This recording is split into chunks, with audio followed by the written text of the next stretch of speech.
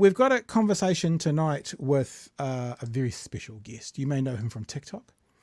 If you're on TikTok, you may know him from all sorts of television shows around New Zealand, including, I think Shark in the Park was one of them, but certainly Short and Sweet, some other bits. I think so. I could be wrong with that.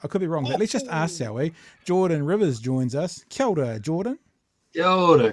How's everyone? Was I wrong? Shark in the Park? Was that too far back? I've never heard of Shark in the Park before in my life. I'm not sure what was. I was thinking Mercy Peak, but then I got mixed up with something else, and I can't remember. What have I done that's even like that? Shortland Street. Shortland Street, yeah. But we've all been on Shortland Street, eh? Everyone's been on Shortland Street at least once. Yeah, no, totally. All of us have been on Shortland Street. Yeah, all of us. My funniest Shortland Street story was I played two different characters over 2 different years, and they used to do a repeat in the morning, and my then little sister-in-law saw me playing one character at the 10:30 a.m. show and the other character at the 7 p.m. show on the same day, which is pretty hilarious. People do two cameos usually sometimes. Be probably fair to say today a lot of people would also know you from your TikToks, Jordan_river.nz on TikTok, 180,000-ish, 179,000 followers, and your TikToks have gone wide and far. Interesting little chats before we went live. You were kind of saying, I'm paraphrasing, but you can explain it properly. I think it goes Chewy's camera. My camera's been going tonight as well.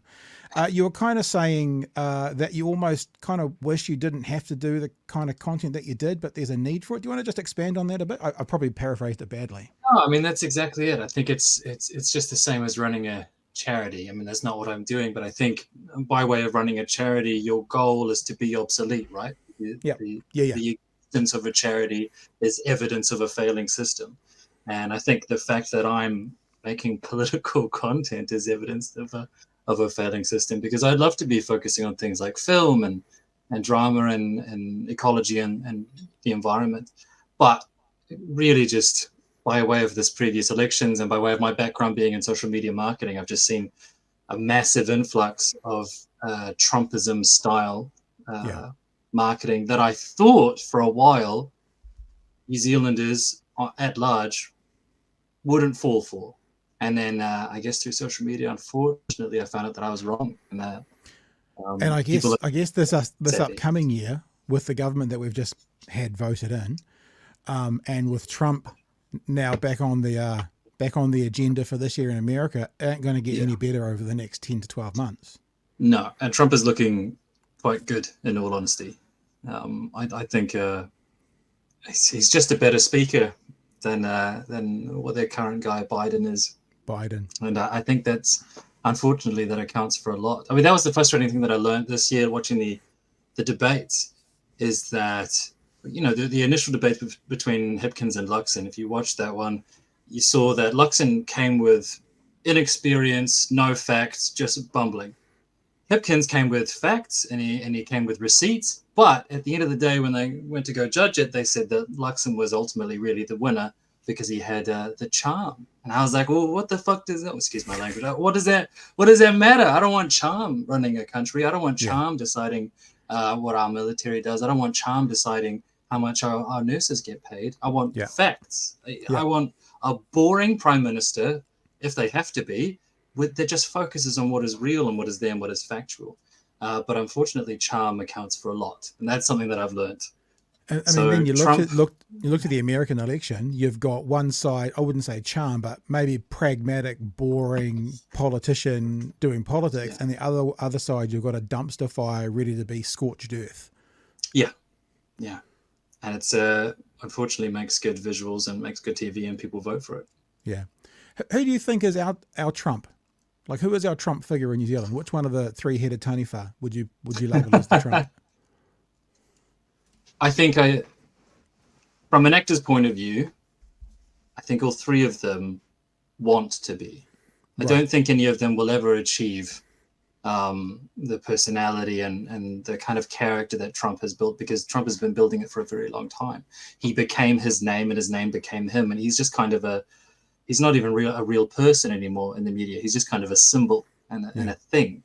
Yeah. I think probably older Seymour is probably the closest to going in that direction. I think Luxon just goes where is easy because he's inexperienced. But I can see what people are writing there. Yeah, I think they're right. And I think Winston Peters wishes, and probably wishes that he had gone there sooner rather than later, because I don't know how much he's got left in him. Winston's got the hair for it. Let's put it that way. I mean, He does. He loves his hair. It's a great quaff. Loves his hair. Won't go on TV unless it's done. I think that of the actual policies and the way that people speak, I see it. Mind you think about Peters in the whole, fight against the media. You think Trumpian, but I think the policies that ACT brings in feel more Trumpian. So yeah, fair enough. I think Luxon's the least So that's I think Winston kind of went away and learnt. I think because he hasn't always been the way that he is. In fact, I think there's been like 3 stages of Winston throughout his career, and I think he he took a break and went away, and I think he learned from American politics and Trumpism, and he came along with that, attacking the media thing. I think he's seeing that as his ultimate deflection, because all 3 of them have a different deflection. This is an actor speaking, but like Winston is to attack the question. How do you ask me that? You have no right. You have no what you're doing. I'm going to discredit you by saying your question is dumb. Seymour downplays everything. If you notice, he'll begin every sentence with, "Oh, well," and it's this gesture of leaning back in his chair and palms facing the screen, which is a Trump tactic as well. So his tactic is to just make it like your question is, you're stupid for asking it, shouldn't have done it. And then of course the National Party have always just said that they reject the question, they reject the premise. Was Nicola Willis during the elections? I reject your binary. I think, and the other thing that Luxon does, and we've actually got an example of it tonight, when it's not going well for him in an interview, he stammers. And he repeats that line, look, what I'm telling you is, or what I'm saying is, that's a couple of his tells. And this morning on breakfast, we're going to get to the conversation later on today, is he was sweaty and he was stammering and he was not comfortable. And it has to do, I'm sure you've heard in the news, if not seen it, around the Mark Mitchell police thing. There's another complete balls up. So yeah, we're going to look at that later on tonight. But hey, that's a juicy clip. Yeah. Let's look at the actual reason we asked you to come on. You have a very big following on TikTok. You are doing a lot of all kind of political commentary, social commentary, political commentary.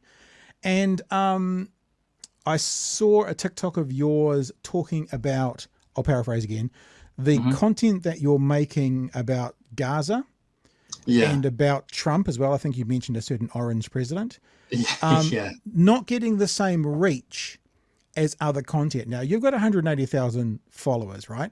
I've got 11,000. So I see a disparity in the hundreds, but you would see a disparity in a much more broadly because of the size of your audience. So we're going to use the word, is there something going on that's shadow banning the content about Israel and Gaza? I guess we just want to get your take on it, want to get your perspective on it, and see what you've got to say about it. Well, I think it's hard to define. We kind of use shadow banning for, I think, 2 or 3 different types of things that are happening. Hey, Chewy. I think it's what will usually happen is and I'm so careful. I'm very aware that if I have captions on my videos and the captions mention Israel, Gaza, anything like that, the video will go into what is called processing mode forever. So you'll upload it and 0 people will see it. Yeah, 0 people. And when you go to click it, it'll just say this video is being processed, but it will be forever. It'll be for weeks. And what I'm finding is that any video where I mention, it's funny because I know I'm not on TikTok now, but I keep going to try and censor myself. I can say it here. If I mention Trump or if I mention Gaza or Israel, those videos will go into processing mode for just forever. And you can tell because, with the amount of followers that I have, usually when I post a video, I'll have, a solid 1,000 views in about 10 minutes. Yep. And then these will just sit on 0 forever, or they'll sit on maybe 100 forever, which is a big difference on that platform. Yeah. I'm also aware that because my background is in social media marketing, but not so much in TikTok, because it was before TikTok began. I'm aware that there is also a sort of a farming happening, whereby organizations can create bots that make fake accounts and teach those bots basically to comment things that would trigger you. And then if you reply to that, then they have kind of your address and they can report your page. And so I feel like there is a bit of that happening, especially overseas, from some of my other content creators that I follow, because they've just realized that if they stop replying to all of the accounts that start with user multiple bunch of numbers, if they stop replying to those and just start blocking them, they get shadow banned a lot less. Wow. So there is a lot of that farming happening, where people have set up a bot account to seek out creators like myself, like you guys, in order to just mass report. I think we need to employ you for an afternoon to learn some of this shit, because this is all news to me. I guess one thing that I'm lucky at is I'm a very, very lazy man, Jordan. I don't really reply to anyone. Mind you, Chewy, did you get my text today? Did you see the reply I put in today, Chewy? Were you proud of me? I do have some notes which I'll discuss after the show. That's another thing. We'll get you up there. Okay, we'll get in there. So here's the question, because I've also had, the other thing that is really weird about TikTok and us is we started to do this live on TikTok. Mm-hmm. Every time we did it, we got taken down for community standards. And then every time we got taken down, we'd go, what the fuck? And they'd go, oh, no, you've got your lives back again now. But something happened, like either someone dobs us in or whatever. But every time we tried to do this show live to TikTok, we lost our live status. And then when I challenged it, we got it back again. So we stopped doing it. It is somebody doing it. It is all people doing it. Prior to our elections, when I was commenting on things happening over in America, mentioning Trump, I got mass reported by groups of them. There are even Facebook groups where my videos, Facebook groups for Trump, where my videos have been dropped, and then people in those mass groups have made it their kind of task of the night to go and report that particular creator. Myself, even video, like of all the groups to go against you, like there's Trump, and then there's the Gaza people and Israel and all of these things. I'm very aware that a lot of my videos to do with the housing crisis have also been dropped into real estate Facebook groups, where groups of real estate agents have come to my page to mass report. So there's that as well in New Zealand. There are groups of people that are, unfortunately, that's sad. I guess just going back to this quote unquote shadow banning, we're not sure about what to call it, but this the depreciation through the algorithm of a video, the not being as accessible to as many people. That sounds like an automated system, because it happens. I've seen it happen to mine, but before you even go live, so it can't be a person. I guess my question is why? Because I know algorithms around the world for some social medias, they actually, conflict and stuff drives the algorithm, and those kinds of videos do much better. Hello, cesspit called Twitter. But I know even on YouTube, we see like alt-right, far right wing video channels from New Zealand with far fewer subscribers than we've got, getting more views per video than we've got. And it's like something's driving the algorithm for that conflict, ugly stuff. So if this is I don't know the exact structure of it, but my understanding is it's a Chinese owned app. Why would the app or the company be wanting, because if it's happening before it gets uploaded, it's got to be behind the scenes. Why would the algorithm be saying no to things like Trump and Gaza and Israel? What's on it all TikTok? About? Yeah, TikTok. On TikTok, I don't know. I've tried to think what would the advantage be.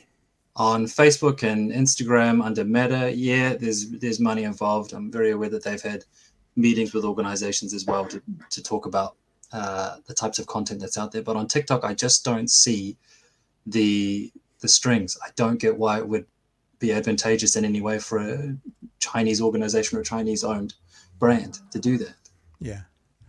Yeah, well, that's what I was trying to figure out as well, because like we know the algorithm gets driven by conflict.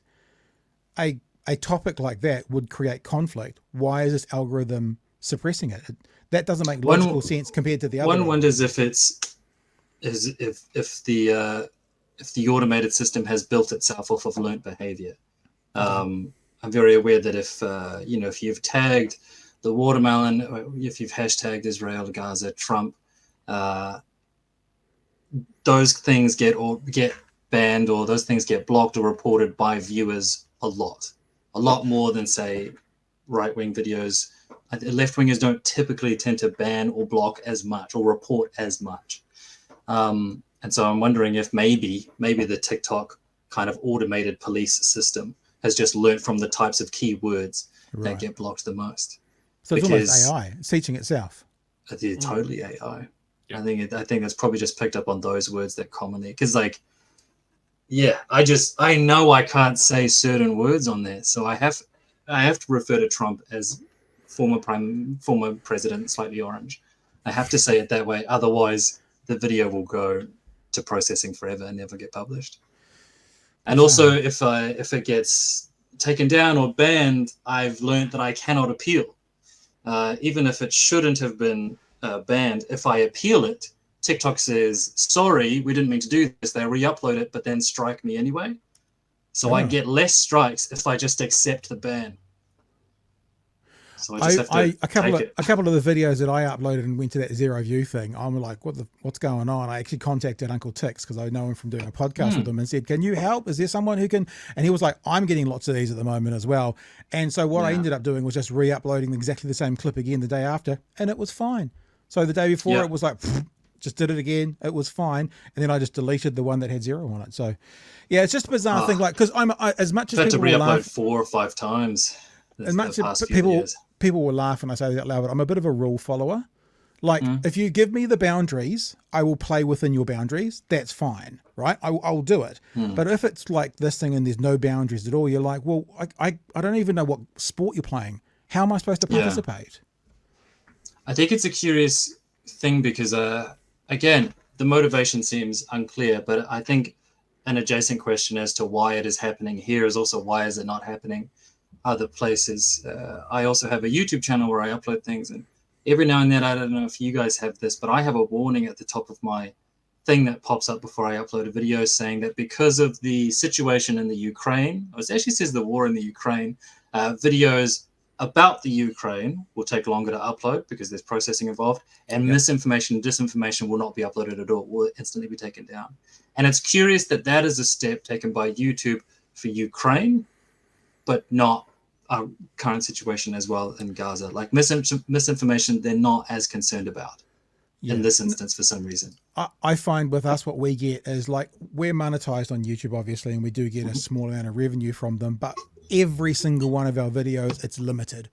We never have just a free run. They're all limited because of the content that we make. So we have limited advertising, not just, Mr. Beast. Like it's banned in some countries, or it's just limited. Like I think reach? More like limited to the kind of advertiser. This content won't suit all advertisers, so you're going to a limited camp and you're only available to some. I mean, it was hilarious during the election. Everyone would come on here, all the people watching now live, and they'll all go, "Oh, we saw an ACT video just before we came on tonight. What's going on?" Because that we fit in with their algorithm. But listen, Chewy, you've been very quiet there, Chewy. You jumped off of Twitter. We could also just turn this into a bit of a chat about social media. You got any thoughts around this whole stuff?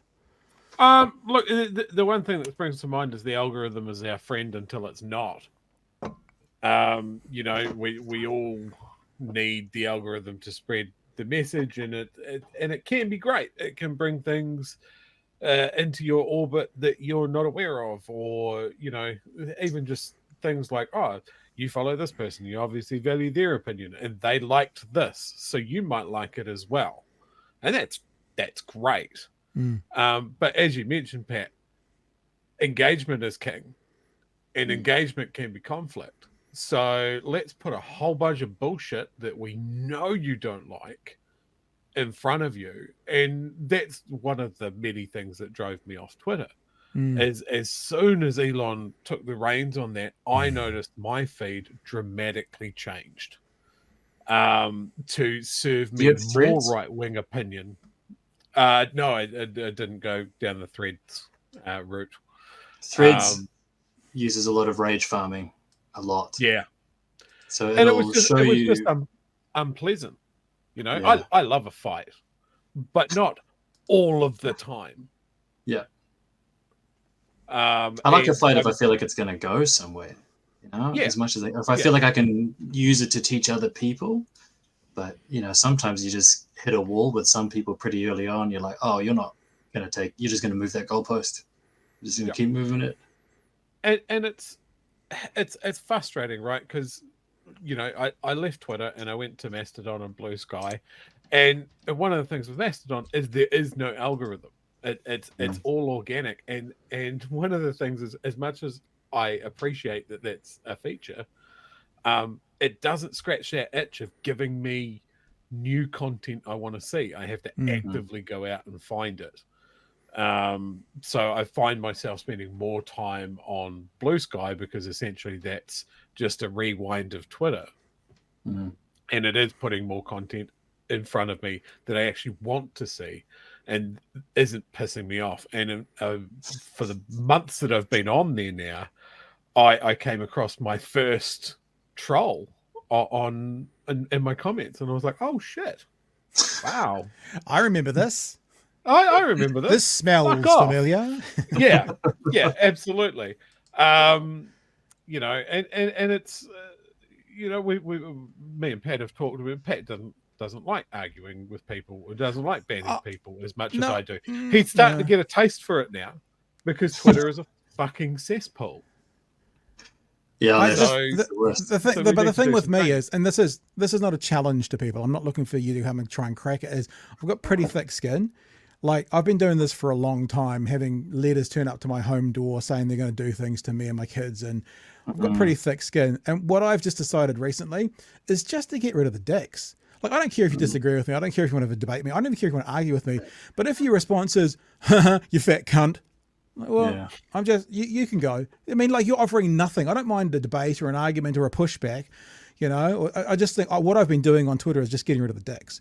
But the thing is, I don't engage very much. And I think that's one of the things that drove Chewy away from Twitter. Is he's a ginge, so the rage is strong with this one, and I can put a post out and not even look at it until 3 days later and see that the video's had 9,000 views and there's 250 comments, and that's the first time I engage with it. So that's sort of how I use social media now. I kind of post and ghost, as they say.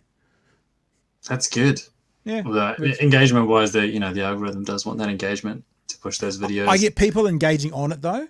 Like the conversations go forever.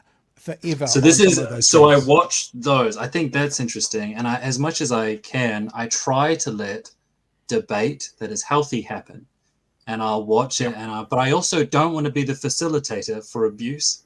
And I think that's the mistake that some people make is, so I'll watch conversations happen. And I think it's healthy for them to debate these things. And I could jump in and resolve something, but I feel like it's better if people get there on their own. But as soon as it turns really toxic, I'm in, I delete that person, they're blocked, they're out. And then I'll get a message, like a minute later saying, oh, you just block anyone that disagrees with your view. And I'm like, no, I block anyone who disagrees horribly and racistly like that without any cause or facts. Yeah. But I mean, we find that in our own comments, which is overwhelmingly good.